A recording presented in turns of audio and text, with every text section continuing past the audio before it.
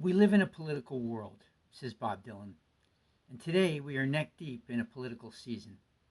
I'm traveling as I write this, visiting the Gerald Ford Presidential Library in Ann Arbor, Michigan, and I'd like to share a few quotes and sentiments from what seems like a bygone era, even though it was not that long ago. I was of voting age when they were expressed, though I didn't vote for Ford. Ford, who was a star football player at the University of Michigan, was offered a professional football contract but turned it down to attend Yale Law. His life philosophy can be summed up with this quote: I have been faithful to my friends and fair to my opponents, and have tried to make this great government work for the good of all people.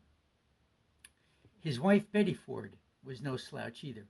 She danced with the legendary Martha Graham, and as First Lady, helped change public opinion on women's rights, breast cancer awareness, and addiction and recovery through her candor and fearlessness. There's a thank you letter from Johnny Cash in a collection following his stint at the Betty Ford Center. In his acceptance speech after Nixon resigned, President Ford writes, I believe it is truth that holds government together, not only government, but civilization itself. And in the wake of Nixon being held accountable like any other citizen for his crimes, Ford writes, our Constitution works. Our great republic is a government of laws and not men. Here, the people rule.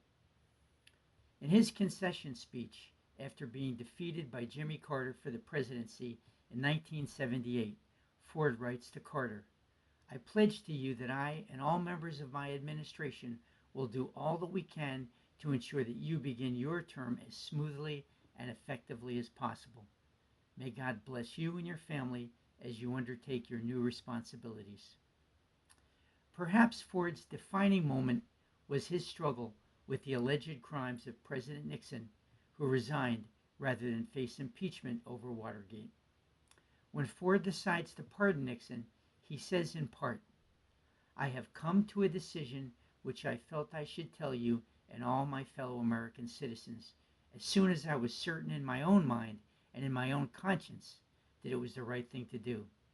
I have promised to uphold the Constitution, to do what is right as God gives me the right to see, and to do the very best I can for America. I have asked for your help and your prayers, not only when I became president, but many times since. The Constitution is the supreme law of our land, and it governs our actions as citizens. Only the laws of God, which govern our consciences, are superior to it. As we are a nation under God, so I am sworn to uphold our laws with the help of God, and I have sought such guidance and searched my own conscience with special diligence to determine the right thing for me to do with respect to my predecessor in this place, Richard Nixon, and his loyal wife and family. I do believe with all my heart and mind and spirit that I, not as president, but as a humble servant of God, will receive justice without mercy if I fail to show mercy. There's more to this speech, and it's worth reading. It exemplifies a person struggling to do what's right rather than what's politically expedient. A short time later, I came across Psalm 32, which is, I will instruct you and teach you in the ways you should go.